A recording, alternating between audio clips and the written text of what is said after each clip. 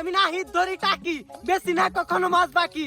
তাই যদি কিনতে চান তাহলে জলদি চলে আসেন, আসেন যত কাকা কাকি। তো গায়েস, ব্লগ আর টাকির ব্লগ ভিডিওতে আমার নিজস্ব কালে আপনাদের সবাইকে সুস্বাগত। তো গায়েস, আজকে আমি আপনাদেরকে দেখাবো কিভাবে আমার নিজস্ব কালে টাকি মাছ ধরি।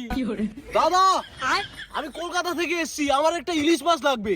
গায়েস দেখছেন এই টাকি নাইদের কি পাওয়ার, আমার কত বড় ভক্ত। এই কলকাতা থেকে এসে আমার ওইটা হ্যাকার বানিয়ে।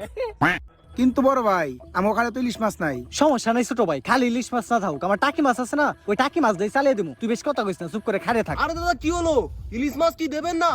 আমার এক্ষুনি একটা ইলিশ মাছ লাগবে, আর ইলিশের দাম কিন্তু 50 টাকা দেবো। আর আরেকটা বিষয় দাদা, ইলিশ মাছটা কিন্তু আমাকে 12 পিস করে কেটে দিতে হবে। বড় ভাই, ইলিশ মাছের সাইজটা কেমন হইব? অবশ্যই দাদা, তোমার টাকির থেকে বড় হতে হবে। তো গায়েস, আমার কপালে নাই নারী, তাই মানজাই বানছি ধরি।